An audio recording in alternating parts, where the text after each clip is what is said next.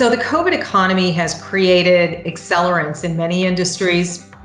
What are the drivers of change, growth, and transformation that you're seeing in technology? So Diane, again, let's start with you.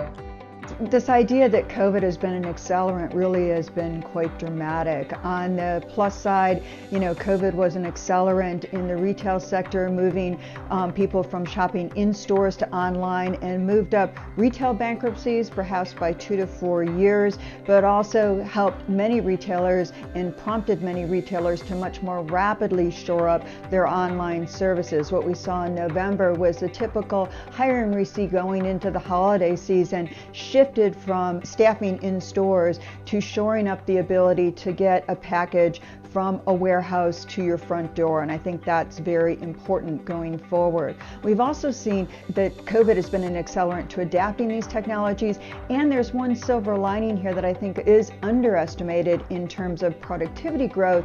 And that is that many of us have learned to use existing technologies that we didn't know. My husband now knows how to use universal remote on the smart TV, which is a major accomplishment in my house. I think that's important to point out because many economists looking at the productivity drought that we fear on the other side of the crisis because of the consolidation and accelerant this has been to consolidating more firms, more employment, and more innovation into fewer firms. That's something we worry about undermining our potential to grow.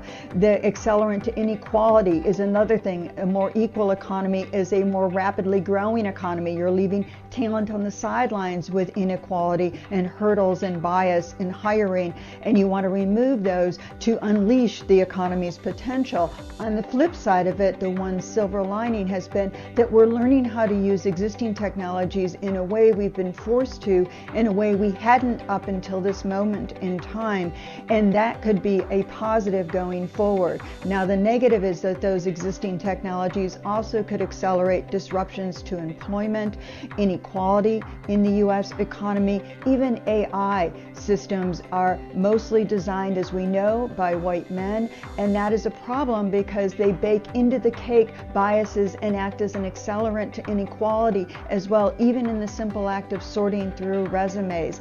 That's really important as we go forward to remove those biases within technology, because we want to be able to embrace and leverage technology for productivity growth and the ability of people to earn, not just limit job creation and have this consolidation that we're seeing going on in the broader economy. The number of restaurants that have been able to move online or been able to deliver their food and allow people to sort of contactless be able to get access to their menus.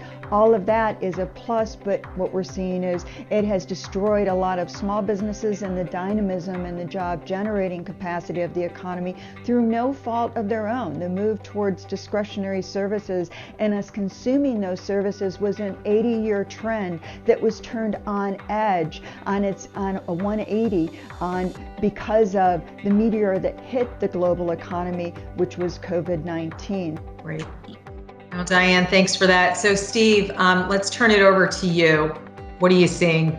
These accelerants that we've seen through the first year of the pandemic response are likely to persist, especially in the technology industry going forward as we recover.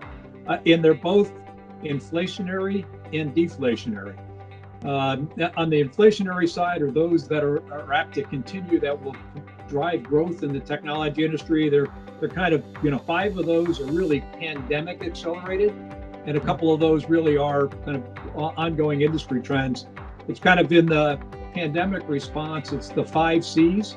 It's cloud expansion, it's collaboration, it's capacity demands, it's cybersecurity, and it's new customer engagement models in a remote world.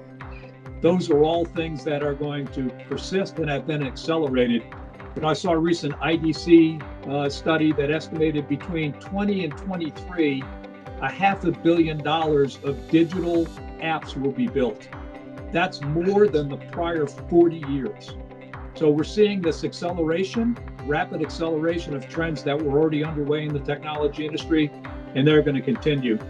And kind of in the accelerators that are non-pandemic specific, you see the new architecture evolution. So emerging technologies in AI and robotics, and also potentially new disruptive architectures like edge computing.